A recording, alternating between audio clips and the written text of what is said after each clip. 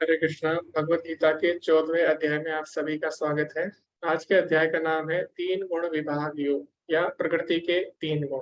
तो आज के अध्याय में हम जानेंगे प्रकृति के तीन गुण कौन से हैं, वो हमें किस प्रकार बांधते हैं, किस गुण के क्या लक्षण है, हमें कैसे पता लगेगा कि हम कौन से गुण में हैं। क्योंकि जब तक हमें नहीं पता लगेगा हम कौन से गुण में हैं, तब तक हम उससे बाहर नहीं निकल सकते।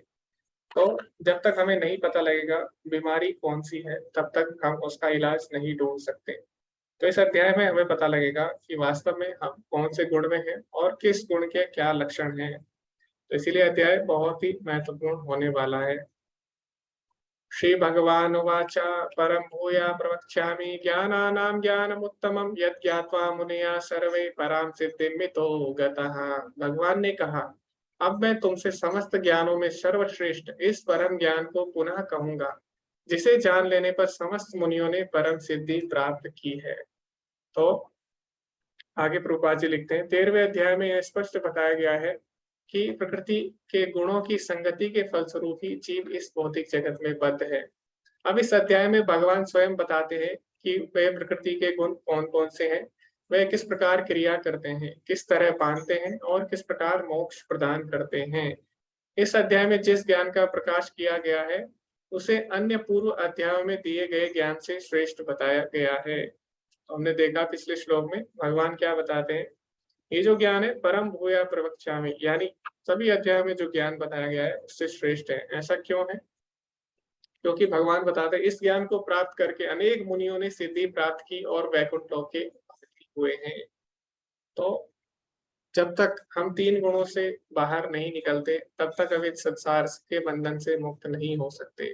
तो इसीलिए किसी को भी इस संसार के बंधनों से बाहर निकलना है, तो उसे तीन गुणों से ऊपर उठना ही होता है। इसीलिए जो ज्ञान है सबसे श्रेष्ठ है। और जितने भी सिद्ध पुरुष हुए, जितने भी भगवान के भक्त हुए, जितने भी महान ऋषि हुए, सभी ने इस ज्ञान को प्राप्त करके ही तीन गुणों से बाहर निकलने का प्रयास किया और सभी इसमें सफल हुए। अब भगवान उसी ज्ञान को और अच्छे ढंग से बताने जा रहे हैं। यह ज्ञान अभी तक बताए गए समस्त ज्ञान योग से कई अधिक श्रेष्ठ है और इसे जान लेने पर अनेक लोगों को सिद्धि प्राप्त हुई है। तो इस ज्ञान में ऐसा क्या है, वो हम इस अध्याय में देखने वाले हैं। इस ज्ञान में स्थिर होने पर मनुष्य मेरी जैसी दिव्य प्रकृति अर्थात स्वभाव को प्राप्त कर सकता है। इस प्रकार स्थित हो जाने पर वह न तो सृष्टि के समय उत्पन्न होता है, न प्रलय के समय विचलित होता है।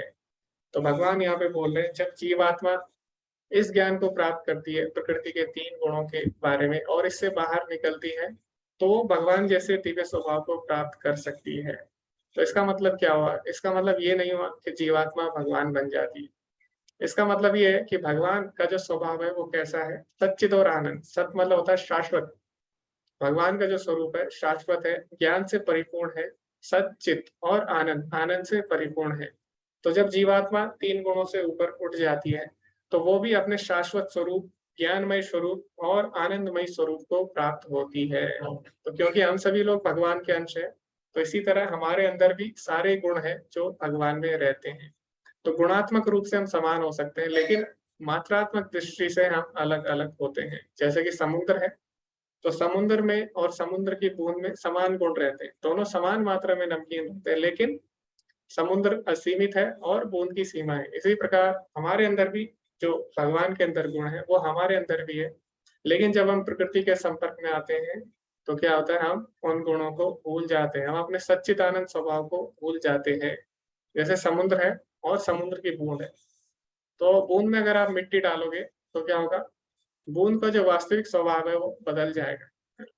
बूंद आसानी से गंदी हो सकती है, लेकिन समुद्र में अगर आप मिट्टी डालोगे तो क्या समुद्र का स्वभाव बदल जाएगा? नहीं, क्योंकि समुद्र बहुत बड़ा है।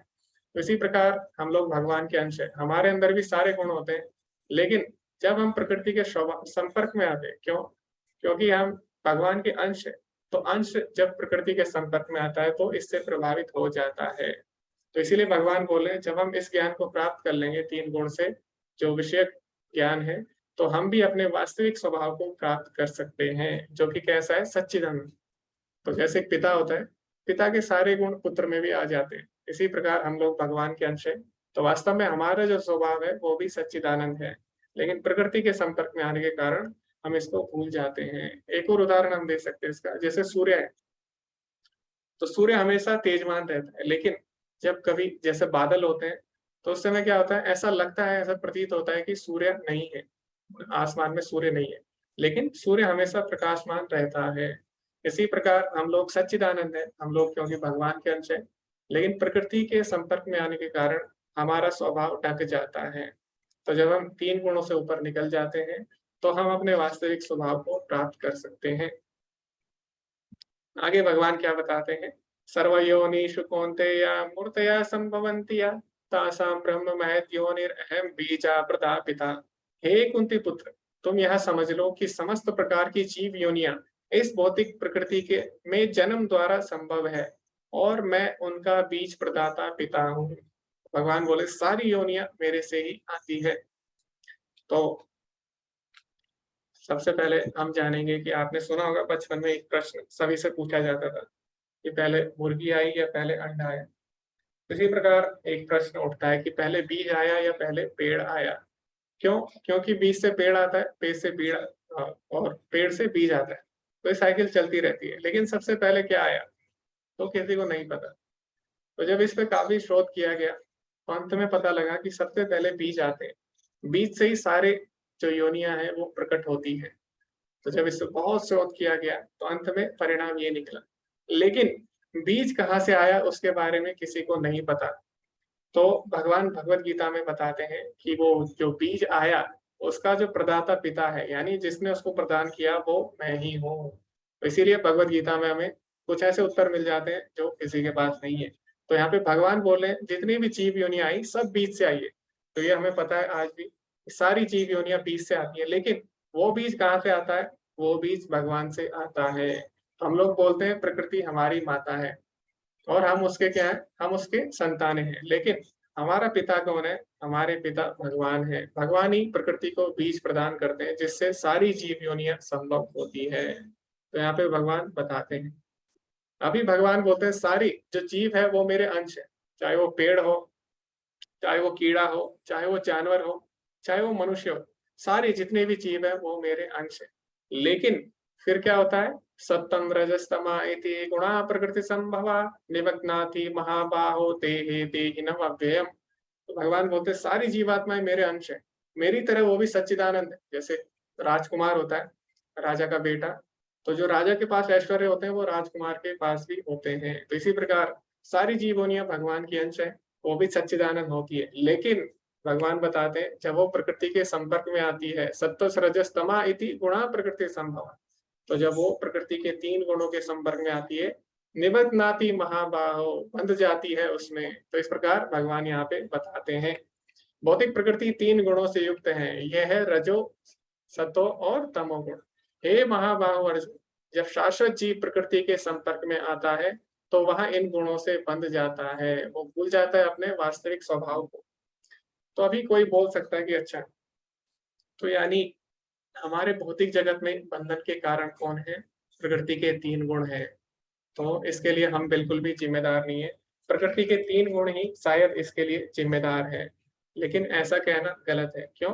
क्योंकि हम लोग ही प्रकृति के 3 गुणों का चुनाव करते हैं। जीव के अंदर हमेशा एक स्वतंत्र इच्छा रहती है, जिसके कारण या तो भगवान की सेवा कर सकता है, या तो वो माया की सेवा कर सकता है। तो जैसे मान लीजिए एक व्यक्ति है, तो अभी हमें क्या करना होता है, सरकार के नियमों का पालन करना होता है। अगर आप सरकार के नियमों का पालन नहीं करोगे, तो फिर क्या होता है, फिर हमें जेल के नियमों का पालन करना होता है। तो हमारी इच्छा है, सरकार हमें फोर्स नहीं करती अपने नियमों का पालन करने के लिए। अभी हम सरकार के नियमों का पालन भी कर सकते हैं, या फिर हम जेल के नियमों का पालन कर सकते हैं। तो अभी हमारी इच्छा है हम क्या चुनाव करते हैं। इसी प्रकार या तो हम भगवान के नियमों का पालन कर सकते हैं, या फिर हम माया के प्रभाव में कार्य कर सकते हैं। तो हमारे पास हमेशा सूक्ष्म इच्छा रहती है। तो इसके लिए ना भगवान जिम्मेदार होते हैं, ना इसके लिए प्रकृति के 3 गुण, ना इसके लिए सरकार जिम्मेदार होती है, ना जेल। तो जीवात्मा खुद चुनती है वो प्रकृति के कौन से गुण में जाना चाहती है। तो मैं आपको उदाहरण दूंगा, जैसे मान लीजिए एक बच्चा है, तो कभी कभी क्या होता है, आइसक्रीम वाले या फिर मान लीजिए गुब्बारे वाले, वो क्या करते हैं, गुब्बारे वाला उसकी गली में आता है बच्चे की, छोटे बच्चे की। अभी क्या हुआ, वो उससे आसक्त हो गया गुब्बारे वाले से। तो क्या करेगा, जहां जहां गुब्बारा वाला जाएगा वहीं वहीं वो जाएगा। तो एक तरह से क्या हो गया, गुब्बारे वाले ने उसको बांध दिया, अभी वो उसको नचा रहा है, वो जिधर जाएगा उसको भी उधर जाना पड़ेगा।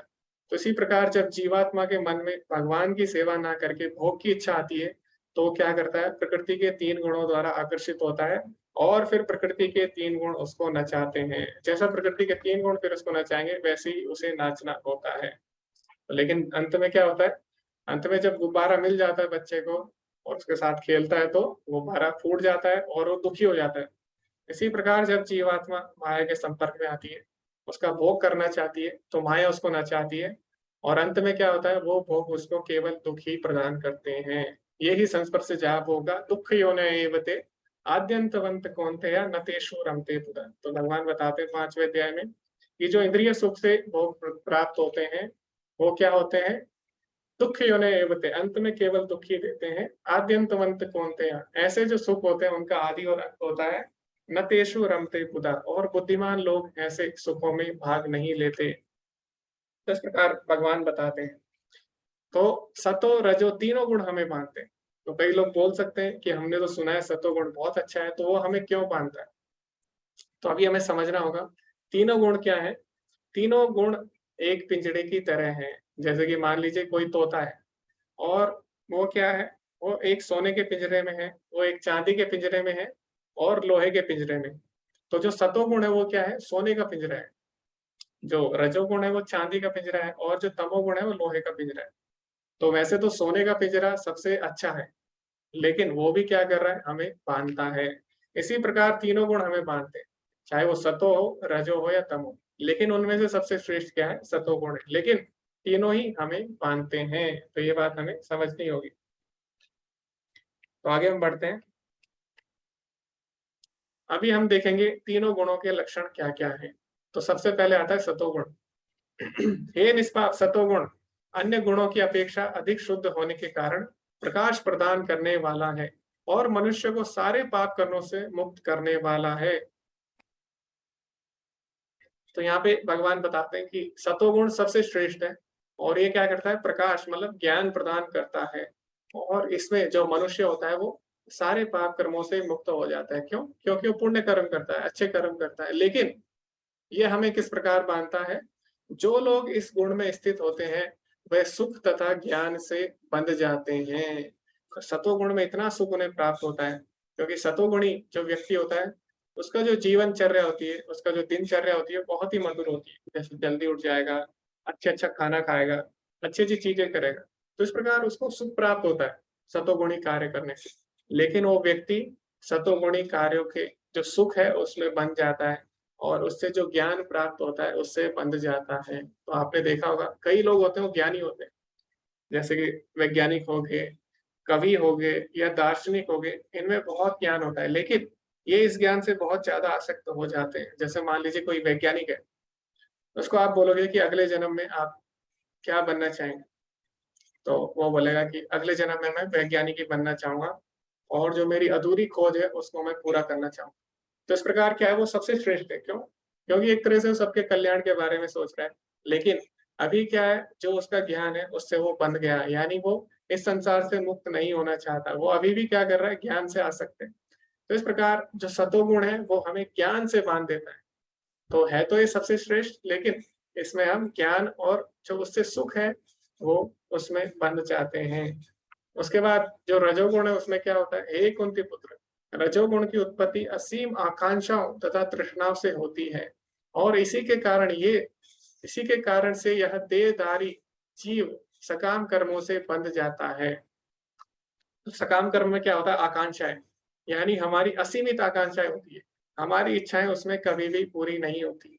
सतोगुणी व्यक्ति क्या होगा, संतुष्ट रहेगा, वो जितना उसको मिलेगा उसमें संतुष्ट रहेगा। लेकिन रजोगुण में जो आकांक्षाएं होती है वो असीमित रहती है, यानी आज मुझे एक घर चाहिए, कल मुझे और बड़ा घर चाहिए। आज मुझे छोटा मोबाइल चाहिए, कल मुझे बड़ा मोबाइल चाहिए। आज मुझे छोटी गाड़ी चाहिए, कल को मुझे और अच्छी गाड़ी चाहिए। तो इस प्रकार उसकी इच्छाएं कभी भी समाप्त नहीं होती। आज मेरे पास इतना धन है, कल मैं इसको कैसे दोगुना करूं, कैसे मैं और धन कमाऊं। तो इस प्रकार उसकी इच्छाएं कभी भी समाप्त नहीं होती। और तृष्णा, तृष्णा मतलब वो हमेशा प्यासा रहता है, तो उसके मन में हमेशा प्यास रहती है। हमेशा उसके मन में क्या रहेगा, कंपटीशन की भावना रहेगी। तो क्या करेगा, प्रतिस्पर्धा की भावना रहती है। तो वो क्या करेगा, किसी को आगे नहीं बढ़ने देगा और वो चाहेगा कि वही नेता बने, सबसे आगे वही रहे और सबको क्या करे, वो लीड करे ना, सभी का नेतृत्व करे। तो इस प्रकार की भावना रजोगुण में रहती है, वो सबको अपने नियंत्रण में करना चाहता है। तो ये हो गया रजोगुण। आगे फिर आता है तमोगुण। तो तमोगुण में क्या होता है, हे भरत पुत्र, तुम जान लो कि अज्ञान से उत्पन्न तमोगुण समस्त देहधारियों का मोह है। इस गुण के प्रतिफल पागलपन अर्थात प्रमाद, आलस तथा नींद है, जो बद्ध जीव को बांधते हैं। अभी सतोगुण श्रेष्ठ है, हमें पता है, क्योंकि उसमें ज्ञान होता है, मनुष्य ज्ञान से बनता है, तो श्रेष्ठ है। उसके बाद रजोगुण भी थोड़ा श्रेष्ठ है, क्योंकि कम से कम व्यक्ति उसमें प्रयास कर रहा है। भले ही वो अपनी भोग के लिए प्रयास कर रहा है, लेकिन कम से कम वो प्रयास करता है। तो हो सकता है कभी वो सही हो, कभी गलत हो। लेकिन अति तमोगुण में क्या होता है, बिल्कुल भी व्यक्ति कुछ नहीं करता, यानी वो एक जगह पर बैठ जाता है। वो केवल योजनाएं बनाते रह जाता है, करता कुछ भी नहीं है, केवल सपने देखता रह जाता है। तो इसको तमोगुण कहा जाता है। यानी व्यक्ति सोचता है मैं ये करूंगा वो करूंगा, लेकिन कुछ भी नहीं करता। और इस प्रकार क्या होता है, पागलपन में हमेशा रहता है, हमेशा आलस और निद्रा में बंध जाता है। तो उसको किस में सुख मिलता है, उसको सोने में, और जो कार्य होते हैं उसको टालने में बहुत ही सुख मिलता है उसको। वो चाहता नहीं कि कोई भी कार्य तुरंत हो, और वो क्या करेगा, हर कार्य को टालता है। इस प्रकार वो पागलपन, आलस और नींद में बंधा होता है। तो ये है तमोगुण के लक्षण। सत्तम सुखे संजायति रचा कर्माणि भारत, ज्ञानमावृत्य तु तमः प्रमादे संजयत्युता। हे भरत पुत्र, सतोगुण मनुष्य को सुख में बांधता है, रजोगुण सकाम कर्म में बांधता है, और तमोगुण मनुष्य के ज्ञान को ढककर उसे पागलपन से बांधता है। तो तम मतलब होता है अंधेरा, यानी अज्ञान। तो तमोगुणी व्यक्ति किस में बनता है, अज्ञानता में बंध जाता है। उसे पता ही नहीं है कि क्या करना है क्या नहीं करना। तो उसे पता अगर है भी तब भी वो नहीं करता। मान लीजिए उसे पता है ये करना है, फिर भी उसको करने में आलस्य करेगा। तो इस प्रकार तीनों गुण हमें बांधते हैं। सतोगुण हमें सुख से बांध देता है, रजोगुण हमें सकाम कर्म से बांध देता है, यानी अनियंत्रित इच्छाओं से, और जो तमोगुण है वो हमें अज्ञानता से, आलस, पागलपन और निद्रा से बांध देता है। आगे भगवान बताते हैं किस प्रकार। आपने देखा होगा कभी कभी कि कभी कभी हम सतोगुण में आते हैं, कभी कभी हमारा मन करता है कि हम अच्छे कार्य करेंगे, सुबह जल्दी उठेंगे, हम सब चीजें नियम से करेंगे। लेकिन कभी कभी हमारे मन में इच्छा आती है कि किसी के पास ये वस्तु है, मेरे पास नहीं है, तो मुझे भी वो चीजें चाहिए। ऐसे भी हमारे मन में कभी आता है। और कभी कभी हम आलस का भी शिकार हो जाते हैं, कभी कभी हमारा मन करता है कि आज हम कुछ नहीं करेंगे। तो भगवान भी इस श्लोक में यही बताते हैं।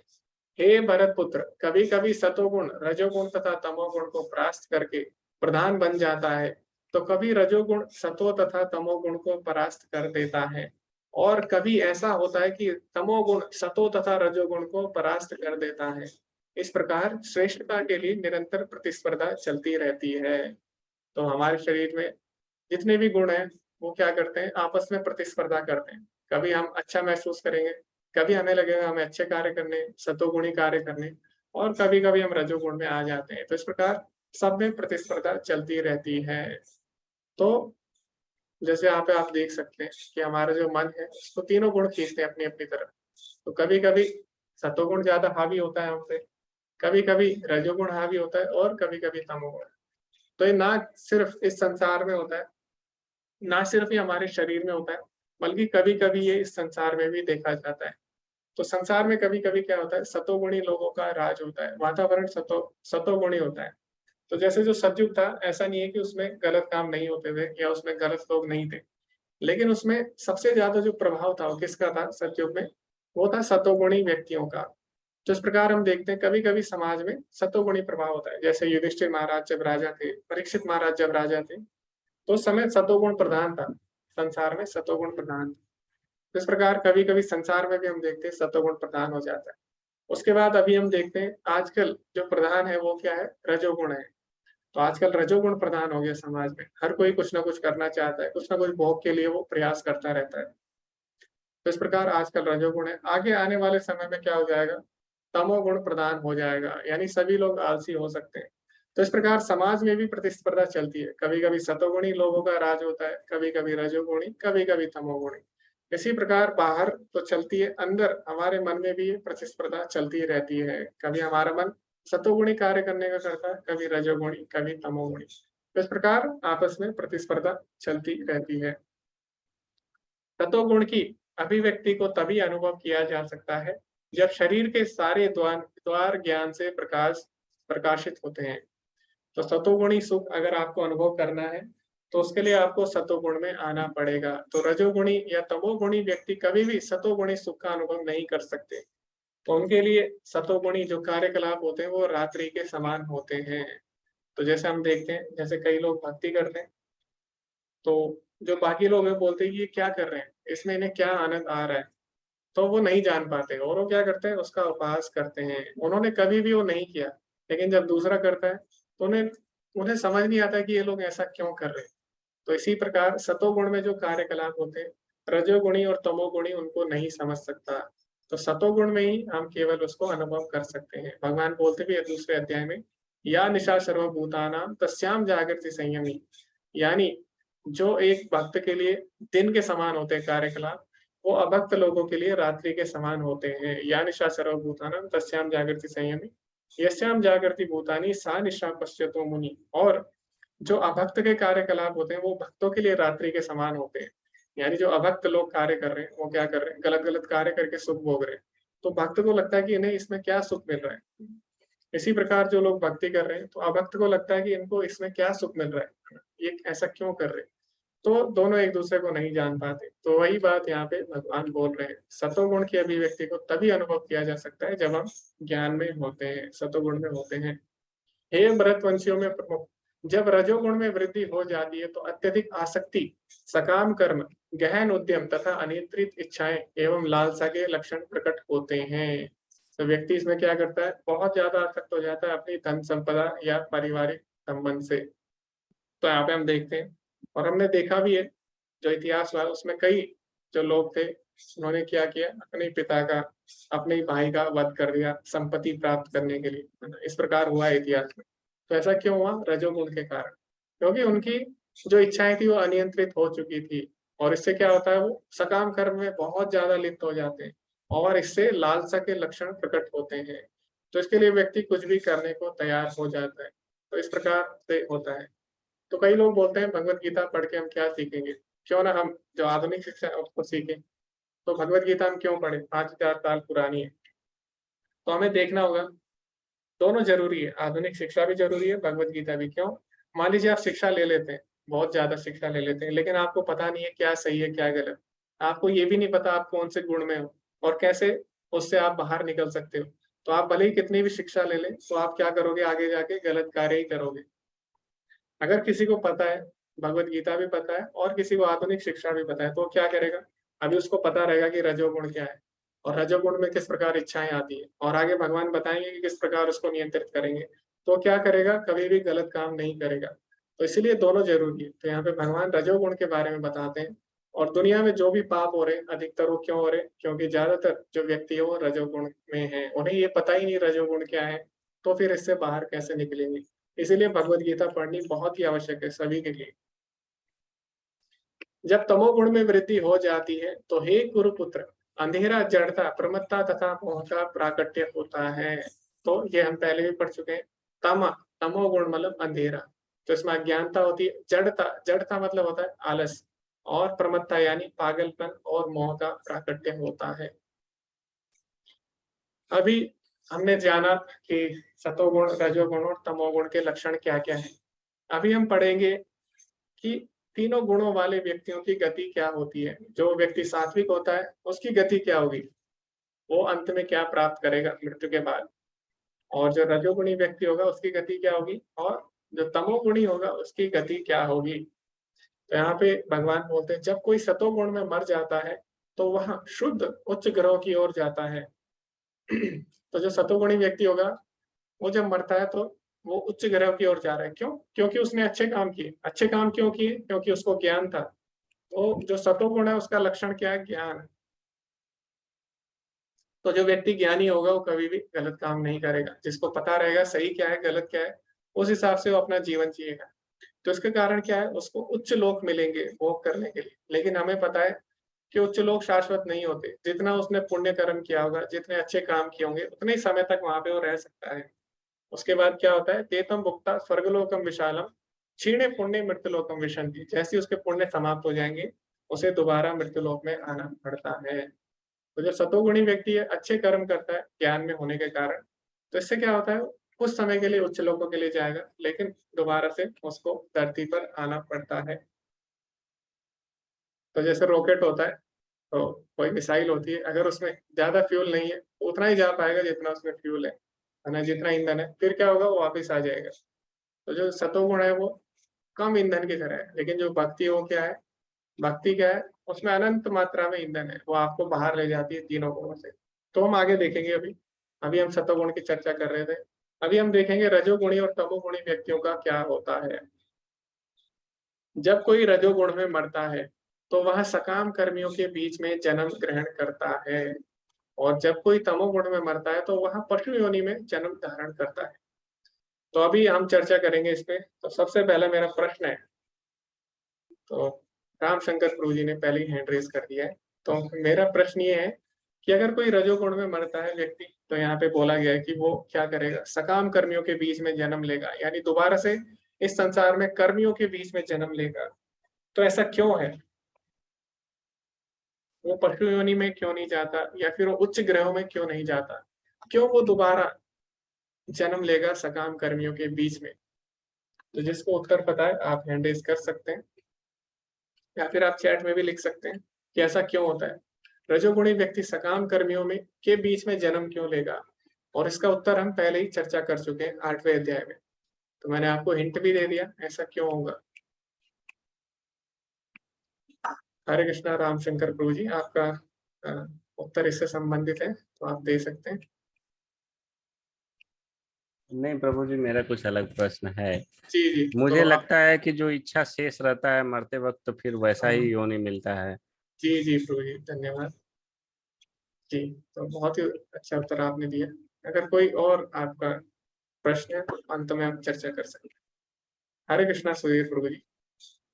गुरु जी को प्रणाम। जी, दंडवत मेरा प्रणाम। भी से सहमत हूँ कि लालसा मन में रह जाती है कि मेरे को ये करना है, ये करना है। और उदाहरण के रूप में भरत महाराज की आसक्ति हो गई थी हिरण में, तो उन्हें अगला जन्म जो है वो फिर उन्हें एक बार मिला था। फिर वो वास्तव में उससे पिंड छुड़ा के और सही में उसमें गए। जी जी जी, धन्यवाद प्रभु जी। तो बिल्कुल सही आपने उत्तर दिया। आगे हम आगे देखते हैं। जी राखी माता जी, आपका भी यही मानना है। जी हरे कृष्ण प्रभु जी। जी प्रभु जी, रजोगुणी व्यक्ति में इच्छाओं का भंडार रहता है जो पूर्ण नहीं हो पाता, इसीलिए फिर वो पुनः जन्म लेता है। ओके, जी माता जी, धन्यवाद। तो अभी हम चैट में पढ़ेंगे, चैट में भी कुछ उत्तर हमें मिले हैं। जी, विकास प्रभु जी बोले अपने मोह के कारण। जी, और सुप्रदीप प्रभु जी बोले क्योंकि उसकी इच्छा पूरी नहीं हुई। पूनम माता जी बोले सकाम कर्मी में जन्म लेता है क्योंकि वो भक्ति नहीं करता, अपने कर्म पर अधिक ध्यान देता है। ओके, तो हम जानेंगे। सभी ने बिल्कुल सही उत्तर दिया। तो हमने पढ़ा था 8वें अध्याय में, यम यम वापि स्मरण भावम त्यजति अन्ते कलेवरम, यानी मरते समय जिसका जो भाव रहता है ना, तो क्या होता है, तम तमे वेति कौनते सदा तद्भाव भाविता। तो भगवान बोलते हैं उसी भाव को वो अगले जन्म में ग्रहण करता है। तो अभी क्या होता है, जो रजोगुणी व्यक्ति जब मरता है, तो क्या होता है, उसके मन में अभी भी इच्छाएं थी। अब रजोगुण में कभी भी इच्छाएं पूरी नहीं होती, उसमें क्या होता है, असीमित इच्छाएं होती है, यानी असीमित मतलब कभी भी पूरी नहीं होती। तो अंत समय में जब वो मरता है, तो अभी उसको लगता है कि मैंने इतना पैसा कमाया, मैंने इतना धन इकट्ठा किया, मैंने इतना बड़ा घर बनाया, मेरे पास इतनी सुंदर सुंदर गाड़ी है, तो अगर मैं मर जाऊंगा तो इसका क्या होगा, कोई और इन्हें ले लेगा। तो इस प्रकार वो बहुत ही परेशान हो जाता है ना। जैसे कि मधुमक्खी होती है, वो क्या करती है, पूरे जीवन छत्ता बनाती है, और अंत में जब भालू उसको तोड़ देता है, तो मधुमक्खी बहुत ही ज्यादा दुखी हो जाती है। इसी प्रकार जो रजोगुणी व्यक्ति होता है, अनेक धन संपदा इकट्ठा करता है, और अंत में मृत्यु उससे सब कुछ छीनने वाली होती है, तो क्या करता है, बहुत ही ज्यादा परेशान हो जाता है। और उसके मन में अभी भी अपनी धन संपदा के बारे में चलता रहता है कि मैं मर जाऊंगा तो मेरे धन का क्या होगा, मेरे परिवार का क्या होगा, और मेरी इतनी बड़ी गाड़ी थी, उसका क्या होगा, सब लोग इसको ले जाएंगे, है ना, आपस में मिल बांट के इसको खा लेंगे। तो उसके मन में अभी भी अपने परिवार, अपना जो संपत्ति है, अपनी जो संपदा है, उसके बारे में सोचता रहता है।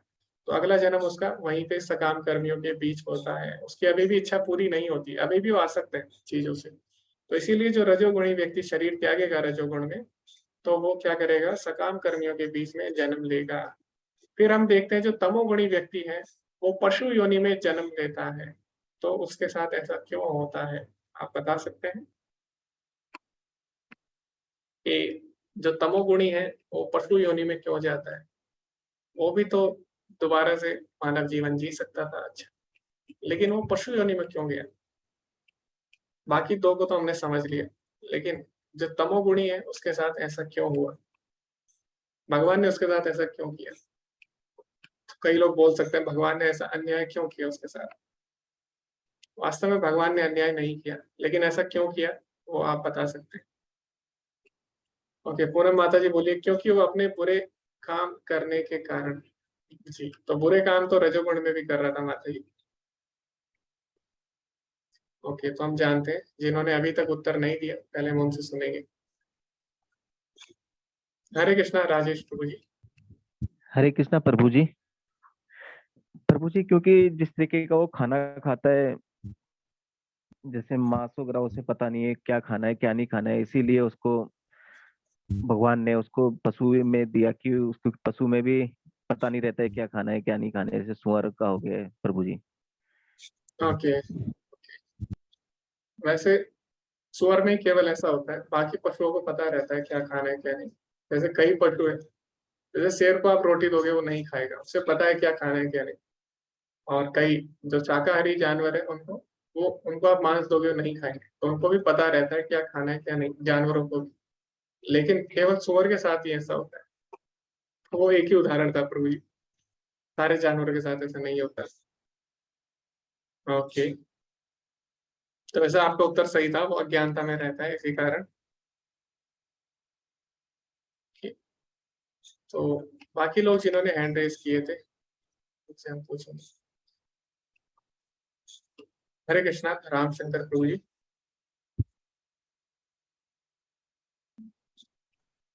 प्रभु जी, मेरा कुछ दूसरा प्रश्न है, मैं अंतिम में पूछूंगा। ओके जी, तो प्रभु जी आप अंतिम समय में आप क्या करें, हैंड रेस उस समय आप कर सकते हैं, वरना मुझे लगेगा आप इस प्रश्न के लिए हैंड रेस कर रहे हैं। हरे कृष्णा सुधीर प्रभु जी। भगवान असल में किसी की मतलब इच्छा पूर्ण नहीं करते। तो जब तमोगुण में वो रहता है वो ऐसा जीव, तो मान लीजिए उसकी इच्छा मांस खाने की ज्यादा हो रही है, तो उसको शेर की योनि दे दी।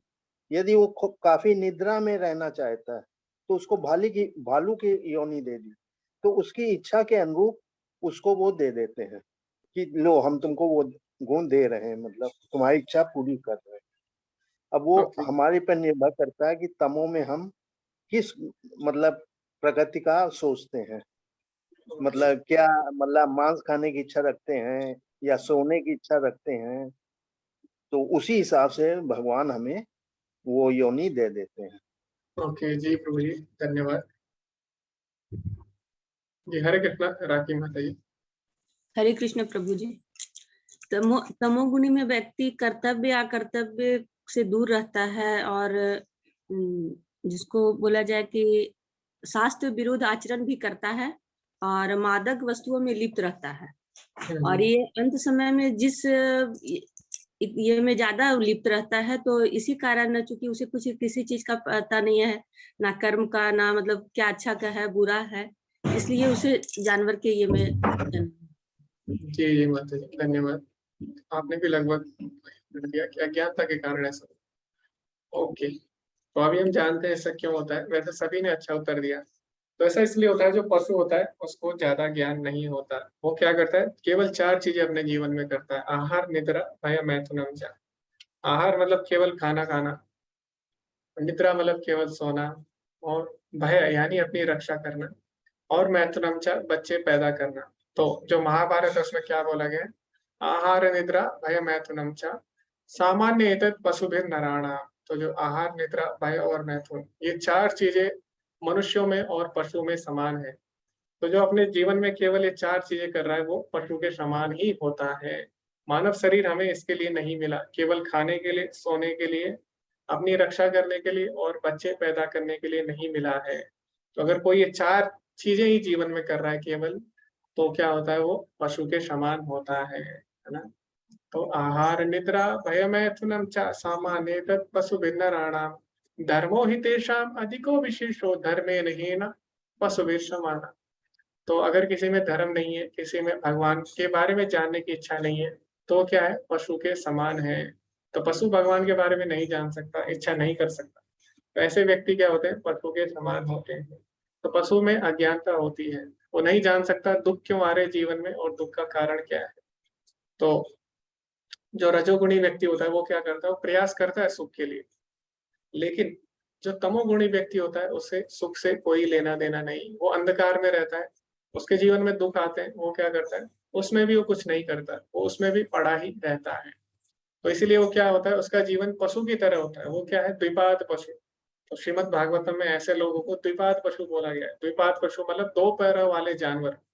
तो ऐसे व्यक्ति जो अपने जीवन में कोई लक्ष्य नहीं बनाते, जो जिज्ञासा नहीं करते जीवन का उद्देश्य क्या है, वो क्या है? द्विपाद पशु, 2 पैरों वाले जानवर हैं।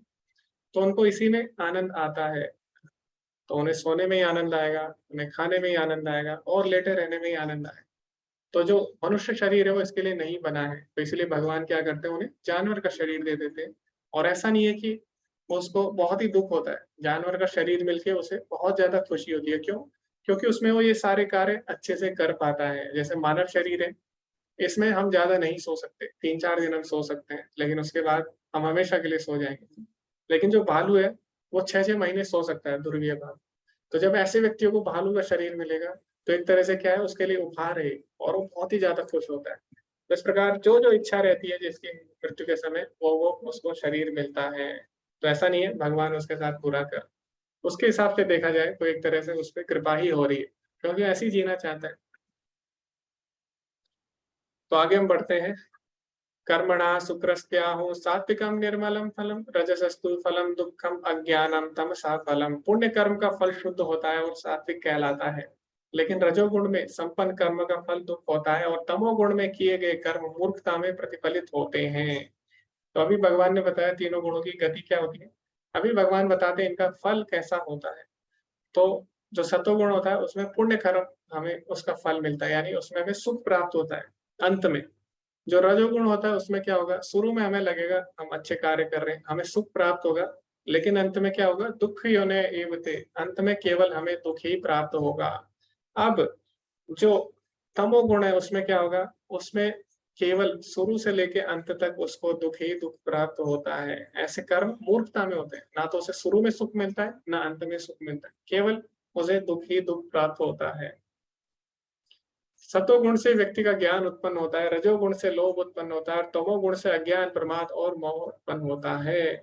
ऊर्ध्वं गच्छन्ति सत्त्वस्तो मध्ये तिष्ठन्ति राजसा जघन्य गुणवृत्तिस्था अधो गच्छन्ति तामसा। सतोगुणी व्यक्ति क्रमशः उच्च लोकों को ऊपर जाते हैं, रजोगुणी इसी पृथ्वी लोक में रह जाते हैं और अत्यंत घृणित तमोगुण में स्थित नीचे नरक के लोकों में या अधम योनियों में जाते हैं। तो ये भी हमने चर्चा की है। तो इस प्रकार हम देखते हैं तीनों गुणों की गति। तो जो सतोगुणी व्यक्ति होता है वो ऊपर उठता है धीरे-धीरे और जो तमोगुणी व्यक्ति होता है वो अपनी स्थिति से धीरे-धीरे नीचे की स्थिति या नीचे की योनियों की तरफ या नीचे के जीवन की तरफ वो जाता है। लेकिन हमें क्या करना चाहिए? अभी हम किसी भी गुण में हों, अभी हमें प्रयास करना चाहिए कि हम धीरे-धीरे सतोगुण में आएँ। क्यों? क्योंकि सतोगुण से भक्ति में जा पाना आसान होता है। तो सतोगुण से हम आसानी से भक्ति में जा सकते हैं। कैसे? जैसे कि मान लीजिए एक हवाई जहाज है, तो हवाई जहाज को अगर उड़ान भरनी है, तो सड़क से उड़ान नहीं भर सकता। तो हवाई जहाज को पहले कहाँ पे आना पड़ेगा? हवाई पट्टी पे आना पड़ेगा, रनवे पे आना पड़ेगा, वहाँ से वो क्या करेगा? आसानी से उड़ान भर सकता है। तो इसी प्रकार हम लोग किसी भी गुण में हमें प्रयास करना चाहिए धीरे-धीरे सतोगुण में आएँ, क्योंकि सतोगुण से ऊपर उठना आसान हो जाता है। सतोगुण से हम आसानी से भक्ति में आ जाते हैं। तो आपने देखा होगा जो लोग सतोगुणी होते हैं, वो लोग भक्ति में जल्दी आ जाते हैं, उन्हें जल्दी आनंद प्राप्त होने लग जाता है। क्यों? क्योंकि वो पहले से ही सतोगुण में। तो इसीलिए हमें सभी को प्रयास करना चाहिए कि कम से कम हम सतोगुण में अपने आप को स्थित करें, ताकि हम आसानी से आगे बढ़ सकें जीवन में। तो इस तरह हम देखते हैं, आप यहाँ पे देखेंगे ये जो चार्ट है इसको गोलोक चार्ट बोला जाता है, और गोलोक चार्ट का एक बहुत ही छोटा हिस्सा है। तो वैसे गोलोक चार्ट बहुत बड़ा है, तो इसमें जो भौतिक संसार है उसके बारे में बताया गया है, और इससे ऊपर आध्यात्मिक संसार है उसके बारे में यहाँ पे नहीं चर्चा की गई है। तो अभी यहाँ पे हम देखेंगे कि सबसे बीच में हमारा भूरलोक है, यानी हमारी पृथ्वी है, और टोटल कुल मिलाकर 14 भुवन होते हैं। तो 14 भुवन इस संसारिक जगत में होते हैं।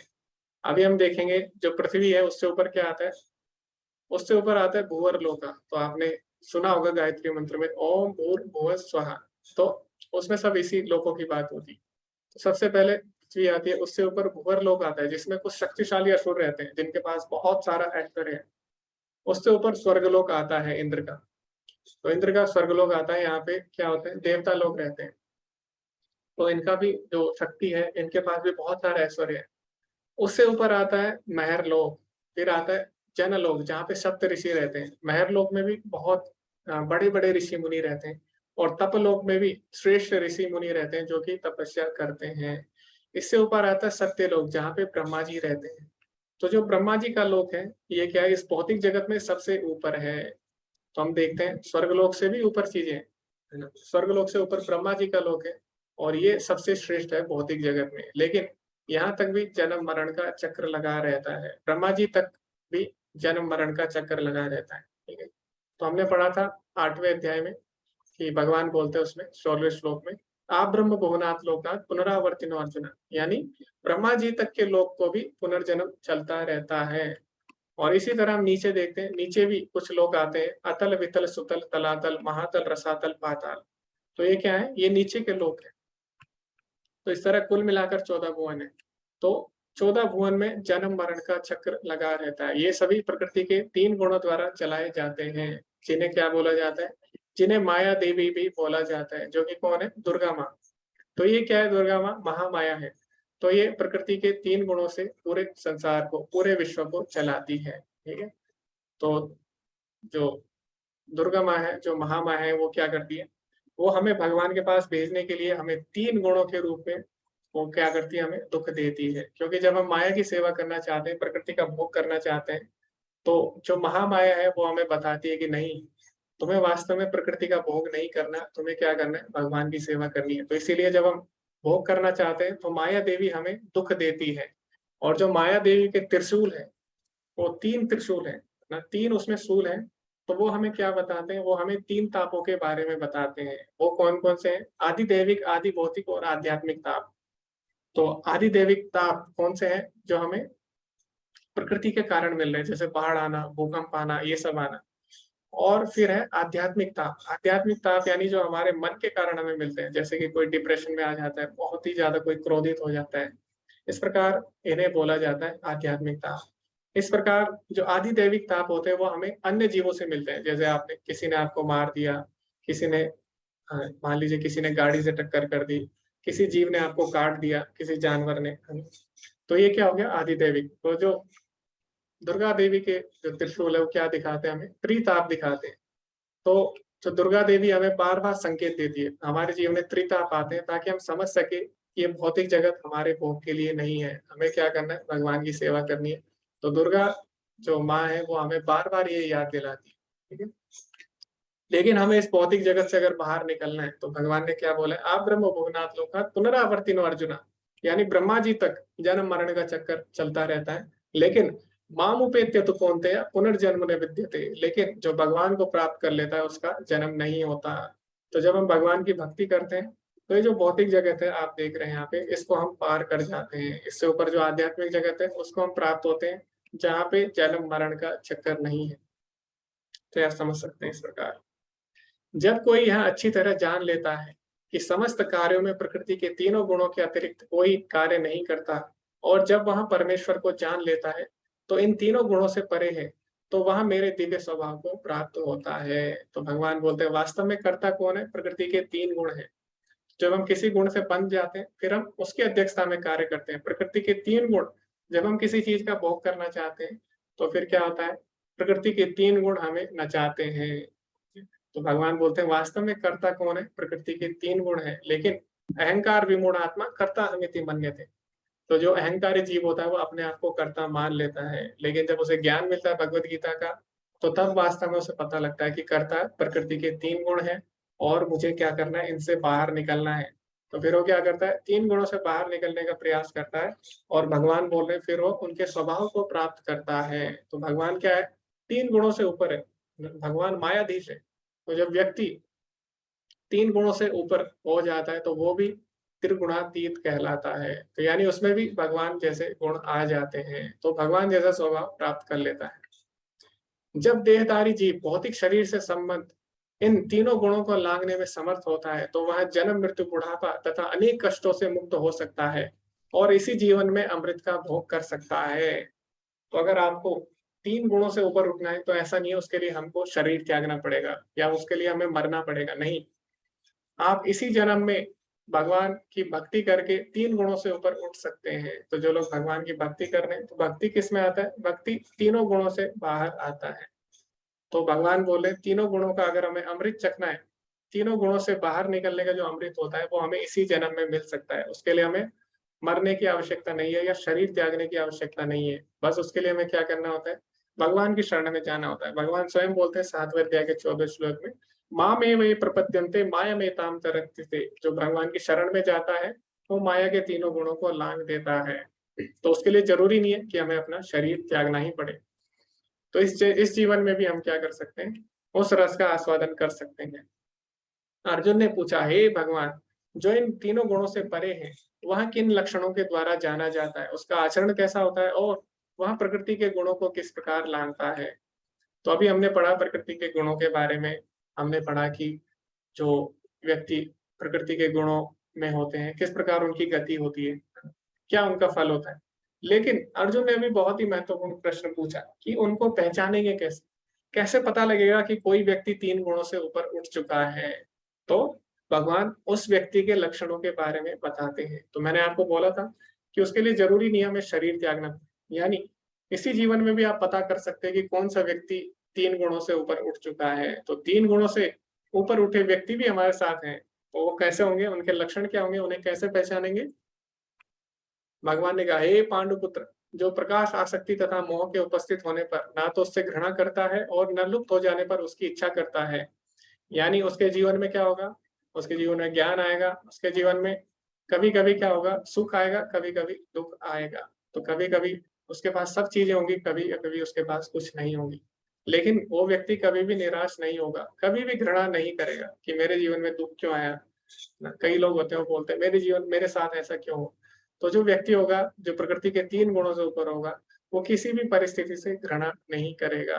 तो क्या होगा, सुख और दुख में समभाव बना रहेगा। जो भौतिक गुणों की इन समस्त प्रक्रियाओं से निश्चल अविचलित रहता है, यह जानकर कि केवल गुण ही क्रियाशील है, उदासीन तथा दिव्य बना रहता है और अपने आप में स्थित है और सुख तथा दुख को एक समान मानता है। तो ये हमने चर्चा कर ली।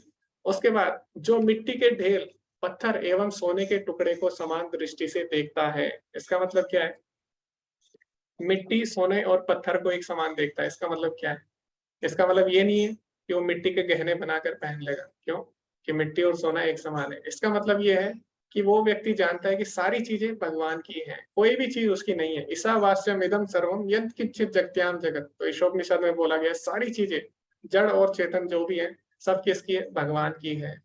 तो जो व्यक्ति होता है 3 गुणों से ऊपर, वो इस बात को देख सकता है कि चाहे वो मिट्टी का टुकड़ा हो, चाहे वो सोना हो या पत्थर, सभी किसका है, भगवान का है। तो सभी हमें क्या करना है, भगवान की सेवा में लगाना चाहिए। तो सारी चीजें भगवान की है, इसीलिए हमें सारी चीजें भगवान की सेवा में लगानी है।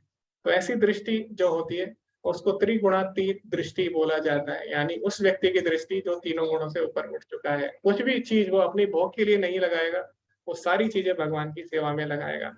जैसे एक बार प्रभुपाद जी से किसी ने पूछा कि अगर आपको बहुत सारा सोना दिया जाए तो आप क्या करोगे। प्रभुपाद जी ने बोला, मैं उसे ले लूंगा और भगवान की सेवा में लगाऊंगा। तो आप देखेंगे कोई सन्यासी है, उसको अगर सोना दोगे वो नहीं लेगा, वो बोलेगा ये माया है। लेकिन जो भगवान के भक्त होंगे वैसा नहीं करेंगे, वो क्या करेंगे, सभी चीजों को भगवान की सेवा में लगाएंगे। तो आप उन्हें कुछ भी दीजिए, वो सारी चीजें प्रयास करेंगे कि भगवान की सेवा में लगे। तो इस प्रकार वो सभी चीजों को समान दृष्टि से देखता है, किसी भी चीज को त्यागता या स्वीकारता नहीं है, सारी चीजें भगवान की सेवा में लगाएगा। तो इसका ये अर्थ हुआ। जो अनुकूल तथा प्रतिकूल के प्रति समान बना रहता है। तो कभी कभी हो सकता है स्थितियां अनुकूल हो, कभी कभी प्रतिकूल है। जैसे प्रभुपाद जी अमेरिका में गए, जब वृंदावन में वो भक्ति कर रहे थे, वहां पे सारी स्थिति अनुकूल थी। वहां पे अच्छी अच्छी वायु थी, अच्छे अच्छे लोग थे, सभी तरफ भगवान का नाम था। तो प्रभुपाद जी वहां पे भक्ति कर रहे थे, तो वहां पे भी भक्ति कर रहे थे।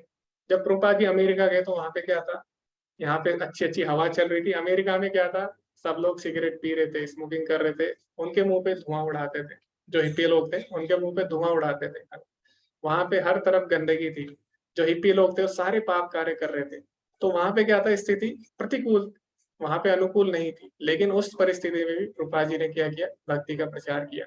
तो जो भगवान के भक्त होंगे, किसी भी परिस्थिति में विचलित नहीं होंगे, अनुकूल हो या प्रतिकूल, सभी में समान भाव से बने रहते हैं। जो धीर है और प्रशंसा तथा बुराई, मान तथा अपमान से समान भाव में रहता है। जो शत्रु तथा मित्र को एक समान व्यवहार करता है, जिसने सारे भौतिक कार्यों का परित्याग कर दिया, ऐसे व्यक्ति को प्रकृति के गुणों से अतीत कहते हैं। तो हमने देखा जो भगवान के भक्त हैं, उनका चाहे कोई मान करे या मानो, समान बने रहते हैं। जैसे हमने देखा कि जो जो दुर्वासा मुनि जब आए थे अम्बरीश महाराज के पास, तो दुर्वासा मुनि ने क्या किया, उनका बहुत ज्यादा अपमान किया कि आपने मेरे से पहले भोजन कैसे खा लिया। तो क्या किसी को पता है? मैंने बताई थी दुर्वासा ऋषि और अम्बरीश महाराज की कहानी। अगर आपको नहीं पता तो मैं जल्दी से बता सकता हूँ। तो एक बार क्या हुआ, दुर्वासा ऋषि आते हैं अम्बरीश महाराज के पास। उस दिन अम्बरीश महाराज का व्रत होता है एकादशी का। तो दुर्वासा ऋषि सोच के आए थे कि आज मैं इसे परेशान करूंगा। वो क्या करते हैं, स्नान करने चले जाते हैं। और स्नान करने जब जाते हैं दुर्वासा ऋषि, तो वो जानबूझकर लेट हो जाते हैं, जानबूझकर विलंब कर देते हैं। और उस समय क्या था, जो अम्बरीश महाराज थे, राजा थे, उनको अपना व्रत खोलना था।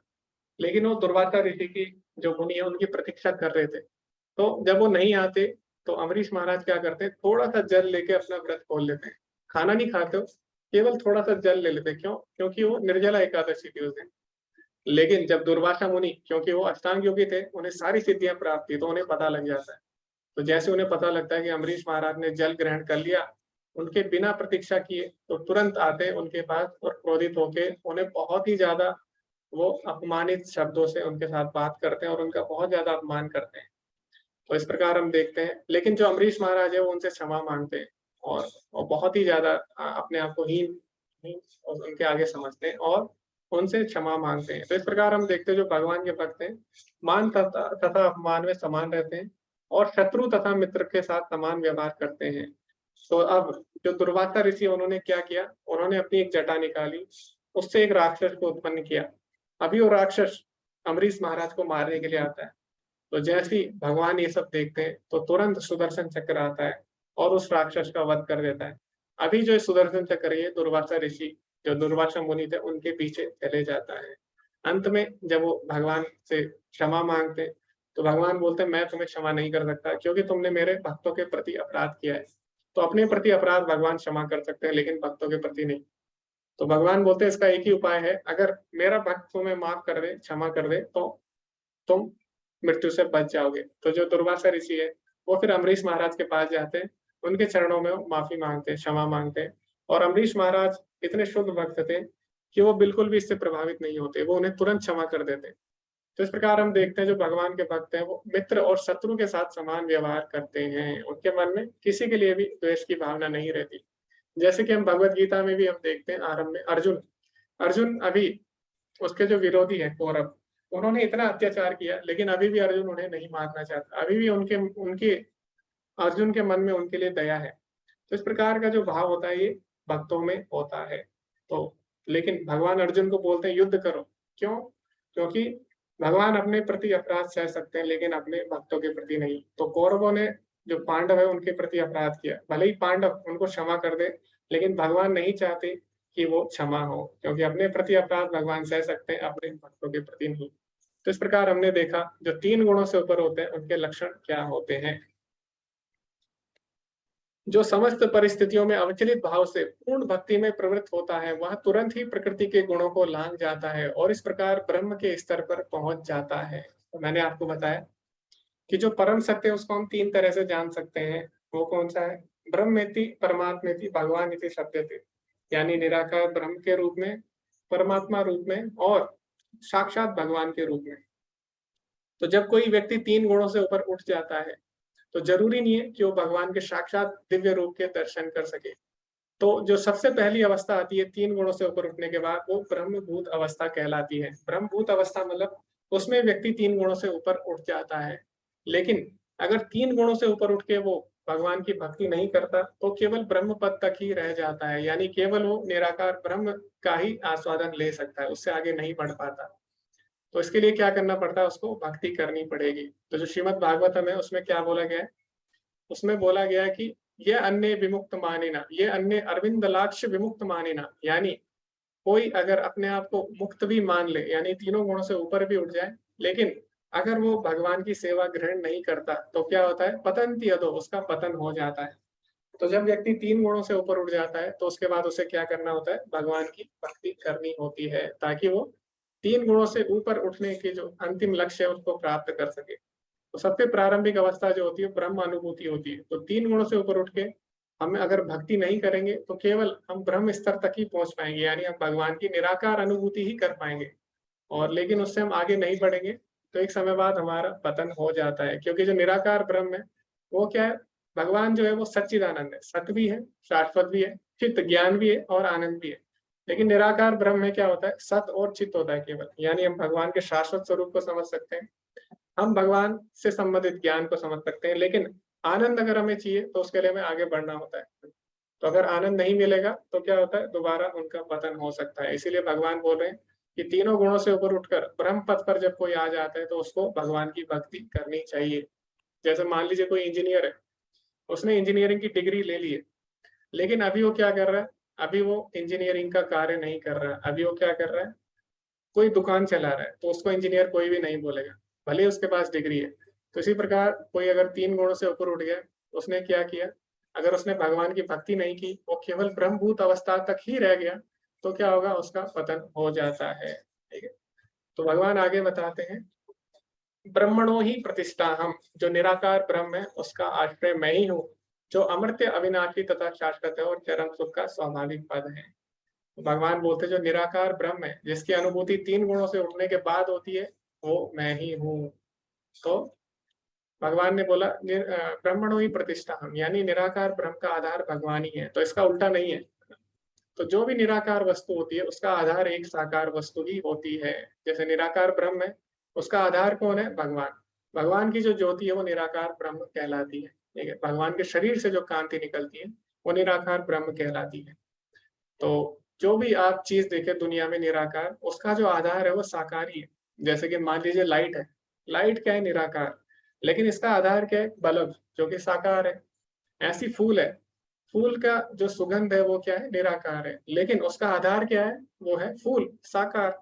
इसी प्रकार जो निराकार ब्रह्म है, भगवान बोले उसका आधार मैं ही हूँ, ब्रह्मणों ही प्रतिष्ठा हम, यानी जो निराकार ब्रह्म है उसका आधार मैं ही हूँ। इसीलिए हमें क्या करना है, उससे आगे उठना है, कैसे, भगवान की भक्ति करके। तो इसी के साथ ये अध्याय समाप्त होता है, और अभी हम देखेंगे किस प्रकार हम कौन से गुण में आते हैं। तो भलाई का गुण कौन है, सतोगुण, और जो रजोगुण है वो क्या है, रजोगुण है जुनून, यानी उसमें आकांक्षाएं बनी रहती है ना। तो रजोगुणी व्यक्ति क्या करेगा, अभी आप देख सकते हैं यहाँ पे, ये जो यहाँ पे जितने लोग आप देख रहे हो, या क्या कर रहे हैं, अपने शरीर से आ सकते हैं। अभी आप बोलेंगे अच्छा, एक्सरसाइज करना, योगा करना, क्या ये शरीर से आ सकती है, नहीं। अगर केवल आप शरीर के लिए कर रहे हैं तो ये शरीर से आसक्ति कहलाएगी। जबकि हमने जाना कि जो योग है उसका वास्तविक अर्थ है भगवान से जुड़ना। तो यम, नियम, आसन, प्राणायाम, धारणा, ध्यान, समाधि, तो अंतिम उद्देश्य है समाधि, यानी भगवान से जुड़ना। लेकिन जो व्यक्ति केवल अपने शरीर के लिए ये कर रहा है, वो क्या है, वो रजोगुण में आएगा। तो हमें दोनों का ध्यान देना है, शरीर का भी, आत्मा का भी। अभी तमोगुणी व्यक्ति क्या करते हैं, आप देख सकते हैं, तो ऐसे कार्य करेंगे जिसमें किसी का भला नहीं होगा। अभी हमने देखा रजोगुणी व्यक्ति कम से कम अपने शरीर के बारे में सोचते हैं, लेकिन जो तमोगुणी व्यक्ति होते हैं कुछ भी खाते हैं, कुछ भी पिएंगे, उन्हें अपने शरीर की भी चिंता नहीं होगी।